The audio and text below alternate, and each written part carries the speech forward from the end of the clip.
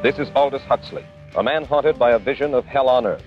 Mr. Huxley wrote Brave New World, a novel that predicted that someday the entire world would live under a frightful dictatorship. Today, Mr. Huxley says that his fictional world of horror is probably just around the corner for all of us. Aldous Huxley was a British author, essayist, and bastard son of Mr. Bean and David Bowie. He was also an absolute genius and a nearly forgotten figure, despite his powerful influence on modern culture and legitimately prophetical works. The man literally invented 7 new words that were entered into the Oxford Dictionary when his ability to conceptualize overstepped the boundaries of the English language. Although originally made famous for writing dry, rather boring satire of English bourgeoisie intellectuals, he is best remembered today for his seminal and mind-blowingly prophetical 1931 work, Brave New World. This work is a dystopian novel wherein a genetics-based caste system combined with an oversaturation of emotion-regulating drugs, technological entertainment, sexual amoralism is enforced by the totalitarian world-state government that is eerily reminiscent of our own times. There are a number of impersonal forces which are pushing in the direction of less and less freedom. The first of them can be called overpopulation. The whole essence of biological life on Earth is a question of balance, and what we have done is to practice death control in a most intensive manner without balancing this with birth control at the other end. In the underdeveloped countries, people have less to eat and less goods, and the central government has to take over more and more responsibility for keeping the ship of state on an even keel. And then, of course, you're likely to get social unrest under such conditions, with again an intervention of the central government. One sees here a pattern which seems to be pushing very strongly towards a totalitarian regime. The prescience of much of the plot of Brave New World absolutely defies belief. There is the drug soma, which is taken to neutralize any undesirable emotion that is nearly identical to Xanax and other benzodiazepines. The feelies, which were 3D films that could be smelled and felt by moviegoers that is eerily reminiscent of modern VR simulations. A caste system based upon human cloning, and an amoralization of sexuality that is increasingly familiar. This work is often compared to Orwell's 1984, where a totalitarian regime known as Big Brother rules with a fascist iron fist. In Huxley's version, the New World Order rules by comfort and chemicals. In Orwell's vision, through fear. It seems, unfortunately, that both men were correct. In this book of mine, Brave New World, I postulated a substance called soma, which was a very versatile drug. It would make people feel happy in small doses, make them see visions in medium doses, and it would send them to sleep in large doses. I think it's quite on the cards that we may have drugs which will profoundly change our mental states without doing us any harm. Well, what is going to happen in the future is the dictators will find, as the old saying goes, that you can do everything with bayonets except sit on them. That if you want to preserve your power indefinitely, you have to get the consent of the ruled. And this they will do partly by drugs, partly by these new techniques of propaganda. They will do it by bypassing the sort of rational side of man and appealing to his subconscious and his deeper emotions, making him actually love his slavery. I mean, I think this is the danger, that actually people may be in some ways happy under the new regime, but they will be happy in a situation where they oughtn't to be happy. Ironically, Huxley would become an unwitting champion of an altogether different kind of mind drug from the soma of his Brave New World, most notably mescaline and later LSD, which he would famously take on his deathbed. He wrote a short account of his early psychedelic experiences in a book called The Doors of Perception. The legendary rock group The Doors took their name from the following quote: "There are things known and there are things unknown, and in between are the doors of perception." In the spring of 1953, Humphrey Osmond, a psychiatrist, offered me the chance to take part in an experiment to further understand the psychological effects of mescaline. At 11 a.m., I swallowed 4/10 of a gram dissolved in half a glass of water and sat down to wait for the results.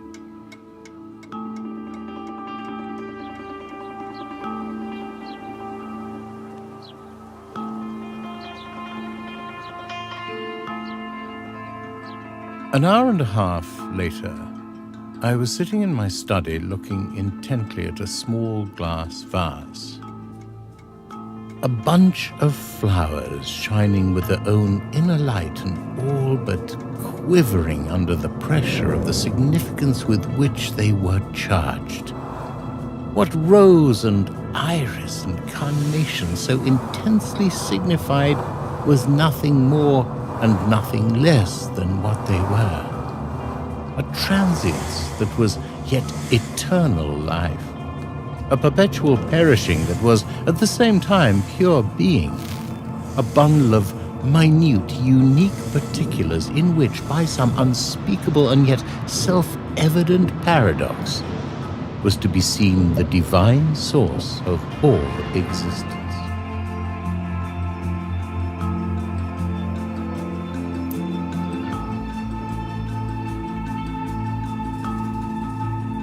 Interestingly, it has been suggested that prior to being given mescaline by early researcher Humphrey Osmond, who actually coined the term psychedelic, which means mind manifesting, Huxley was introduced to peyote by none other than Aleister Crowley. Crowley would become a friend of Huxley's and likely inspired him to entitle one of his collections of essays, Do What You Will, as a nod to Crowley's Do As Thou Wilt Shall Be the Whole of the Law. Crowley and Huxley both sought to synthesize Eastern and Western schools of mysticism, and to this end, Huxley wrote what is arguably his most important work, the Perennial Philosophy.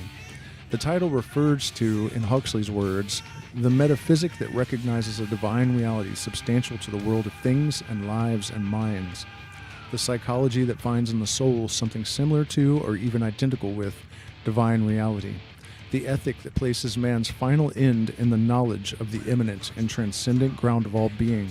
The thing is immemorial and universal.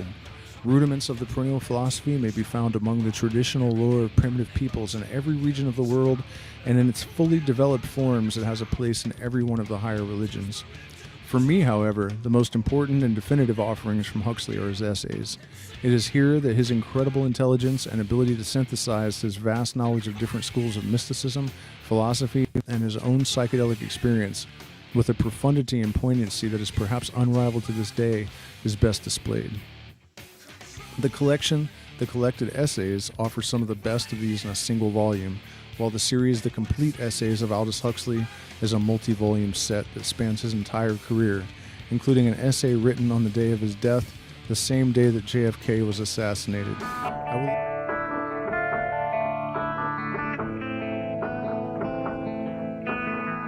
Am I saw your sky went black? Put your knives in babies' backs. Am I saw you killed the Kennedys and Huxley too. I will leave you with a favorite quote of mine from this collection of essays titled Do What You Will that was my introduction to Huxley as a teenager. At one point, I actually had planned to get this entire quote tattooed on my back. Still may someday. I hope you enjoyed this video. Please hit the like button, share, subscribe, and consider becoming a patron. Thank you so much. I have to solve this labyrinth. But there aren't any turns or any openings or anything. It just goes on and on and... Well, you ain't looking right. It's full of openings. It's just you ain't seeing them. Well, where are they? There's one just across there. It's right in front of you. No, there isn't. Come inside and have a nice cup of tea. But there isn't an opening. Of course there is. You try walking through it. You'll see what I mean. What? Go on then. That's just wall. There's no way through. Things are not always what they seem in this place. So you can't take anything for granted.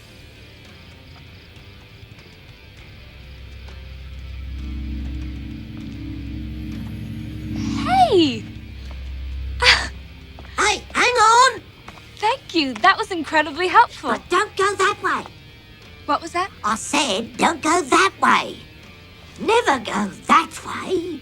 Oh, thanks. Oh, if she'd have kept on going down that way, she'd have gone straight to that castle.